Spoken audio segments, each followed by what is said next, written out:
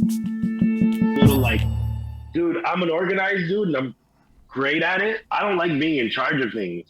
I consider myself a soldier. Like I'm a hired gun. Like I'm the weapon. Shoot me. Like Yeah. I have a whole lot of hard time trying to be the entrepreneur when I don't feel like that's what I was meant to do, which is a tricky thing to be in this day and age. Because you want to be an entrepreneur. You have the ability to do everything yourself. Why shouldn't you? But for Honestly, me, it's like I don't like that's a the idea of huge. running it. That's a great point. I hate running shit. You know how much stuff there is to do to keep something alive? That's like a And lot you of know what's stuff. tricky? But you know what's tricky for me? I don't mind the work. I don't like the being in charge. Like like I've done jobs where I'm the manager, I'm the supervisor. And there's something about that that it just made me uncomfortable. I like being on the same level as everybody It else is with super my team. Like I uncomfortable. don't ever want a boss, but I need a boss. Like I almost need to have somebody who's like the only reason I would say I need a manager right now isn't even, and we had this discussion, in private, but like the whole manager, booking agent, blah, blah, blah. We'll get to that conversation because I know you wanted to have that at some point. That's a good conversation because I was like, I Yeah. don't know what a booking agent was. But I mean, I know what it was, but you don't think about it until somebody says it type thing. Right. But so the only reason I would need a manager right now is because I want to give him a list of all the things I need to accomplish. And I need him or her to figure out what's the route. Here's the schedule. Like, here's the dude, I work better with routine and I'll say a focus. word. But it's like at the end of the day, management for me, it's like it's not even. I'm good at time management. I'm always on time. All that shit I'm good at. Just because I'm good at it doesn't mean I want to fucking be in charge of all of it. Like I remember, I hired PR back in the day, John Carter, right, for Promo Kings. At that time when I hired him, I was hiring him freelance because, like, dude, when I hit him up and he was like, "So send me your list of all the blogs that you reach out to when you're dropping shit." You know what I mean? Which is the point because if your PR person is going to release the music, is going to send the emails out. So I was sending like 100 emails a day for every major American, or if I can get in Europe. I didn't hit Europe. I got States a lot. But all that to say, like, I hit him with the list, and he was like, "It's the same list as mine." I was like, "Cool." I was like, "There's a couple more on his list that I didn't have." I said, "If you can pull those off, the rest is pretty much autopilot." So he gave me a freelance rate, which was great because he's worth a lot more money than he charged me.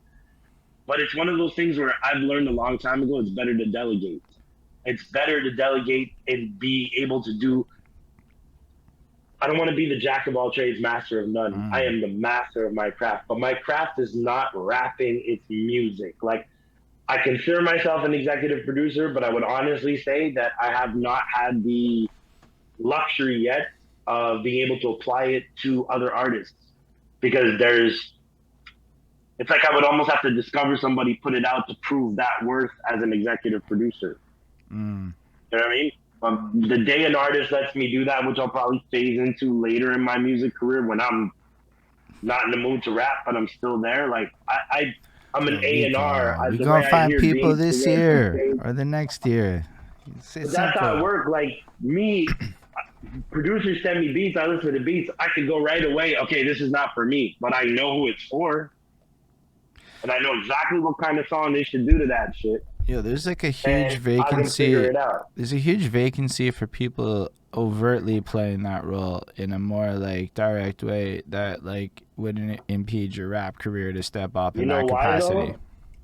But you know why there's a lack of that? There's two things.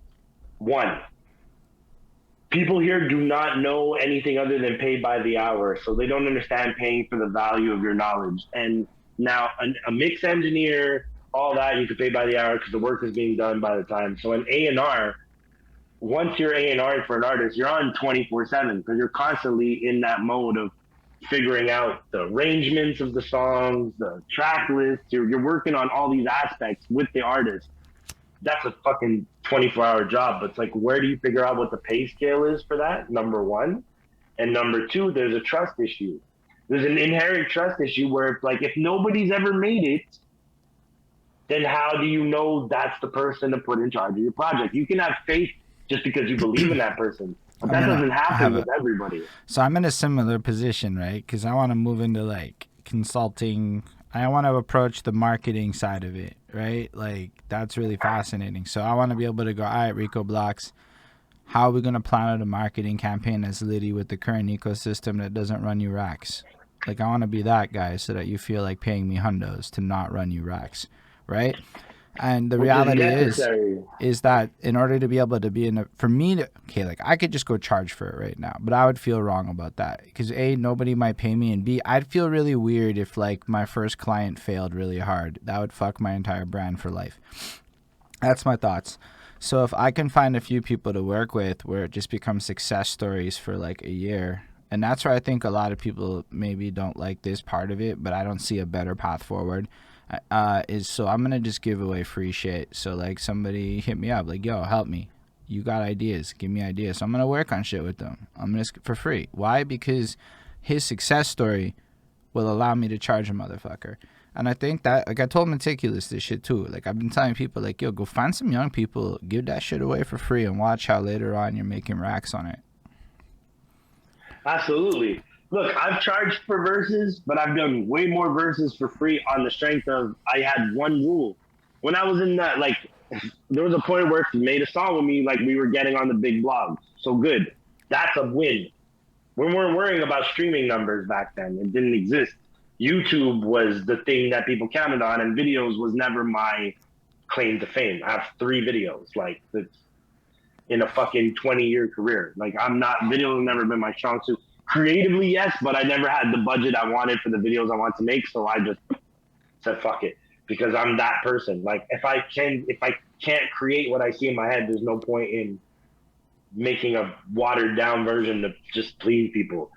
But like at the end of the day, the whole concept of like the A&Ring, the doing the other part of the game, the marketing aspect, everything, it all ties into, you just gotta make the right product that you're happy with, because that's the start, and then the rest is just a matter of like the things you do as a job, for instance, like figuring out statistics, demographics, like the way you analyze things is obviously going to play a big factor in that.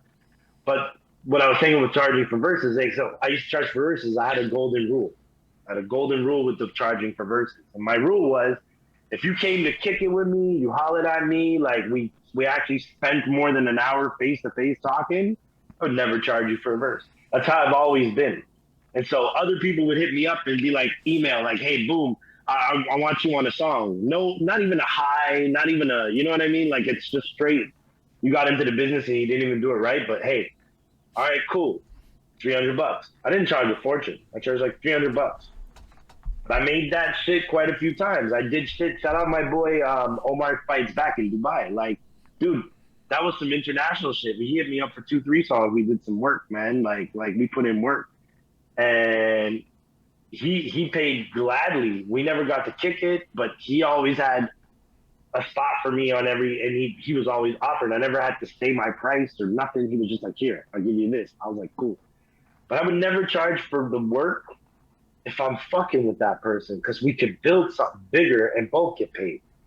It's the same principle as like producers who sell beats. Like I try and tell my producer friends all the time, do not forget this, but you can sit there and charge beats for exclusive rights up front all the time, but you're fucking yourself out of your back end most times. Except for maybe Meticulous, because his paperwork game is on point. He'll make sure. But what I'm telling you is a lot of producers sell exclusive rights to their beats for the cash up front. That's not how the game's supposed to work. They just do that in Montreal because they figure you're never going to pop. Well, I mean, the other part of it that I would say to producers, and this is as a rapper who, look, I have a couple of people I pay now. My expenses got real high. But, like, I will buy beats I think are really cool. It's just, yo, like, I need to be releasing at a pace that keeps up with the modern market is my thoughts. I know a lot of people will not release music like I'm doing right now. To be fair, it's an experiment. I don't think anybody's tried what I'm trying to the scale that I'm trying it. And if it works, watch how everybody's doing it next year. I promise. Right? But yeah, it might fail too. I'm always going to be I'm not talking about you. But like, I don't necessarily think my mixtapes are are amazing. I wrote like they're for me more than they're for other people. I've actually fucks with them when I cycle around the city. I enjoy them a lot. But like really, I'm not As you sitting there should. going like this is the best music I've ever created. Like not in the fucking least. I'm going. This was super. I'm like. It's almost like a training exercise to me. Like it's a goal. It's like I'm hitting the gym in this regard. But I couldn't afford all those beats. Like, are you kidding me? I could not afford 60 fucking 5 or 6 beats that I've got in here. It would never Of happen. course not. So And the then, quality of the producers too. Don't forget, like on I mean, top of it all, yeah, like they're pretty amazing. I feel blessed. Don't get me wrong. But like, at the end of the day, I was like, yo, listen, so if this works in a couple of years, one day we're all going to make some bank. Because I think people who fuck with me will want to go back and listen to that shit. Which means if I can achieve my goals of 1,000 fans that are that loyal, then everybody's getting 50% of the DistroKid masters. well, that's what I'm saying, right? Like, get the back end. The producers that fuck with you that are willing to have the faith to get the back end will likely also put in more work promoting that shit, pushing that shit at some point to the point where then you get bank. Even with rappers, But everybody even wants with cash up that, I'm front, but like, yo, we could play all this shit differently. Like on this whole subject, it's like, yo, I'm now into Team Run It Up. So like on track 5 of the last song on the Merker tape, because Merker sent me 5 beats. It's a cool evolution. Merker emailed me yeah, beats. Cool evolution of the that's awesome. project. But it's Run It Up shit. Like, yo, a couple of my homeboys hit 20K streams, and I know that they didn't pay because I know that they're SEO guys. I know their style. Like I know them. But I also know that they had hashtag Run It Up on like every post, and I'm on Team Run It Up. Like there were 5 other people, not me, last year that had me as their most played artist because it like just playing my shit on repeat. Now, why do we do this? Because every 1,000 streams is in fact $3.08, and well, I can personally give myself $3 every 4 days by mostly running my shit when I'm not actually listening to music. And I think a lot of us don't do it on some weird ego shit. But then watching the Mickey Fax episode of Drink Champs, bringing it back to that, Yeah, which was yeah, great episode. notorious for other reasons, but you'll listen to the Yeah, part where he describes payola back in the day and how this is just part of the game if you want to be a professional artist, which means maybe we all have to like fake some shit a little bit. It's not faking because I pay for the right for Spotify, but let's say we created a club, the Run It Up Club, and each of us had to bring a friend because that way you run out people who like aren't committed. Somebody else has to come with you with a premium Spotify account or an Apple Music account. I don't give a shit. And we created a schedule. So for 4 days, we take one of the tracks on your EP when it drops, and 100 people hit that shit almost 24 hours for 4 days. Yo, you might hit fucking algorithms. yo, you know what that is? That's that premium right there. Like that's doing. Listen, there's no lack of integrity in playing your own shit, no matter what, for running the numbers up. But to Anybody who coordinate feels, that to that scale, but coordinate like that, it's a pyramid scheme of streaming, and it's genius. yeah. But if we do it and we win and other cities don't, then I'm okay for Montreal to take that spot on a pyramid when other cities don't take it.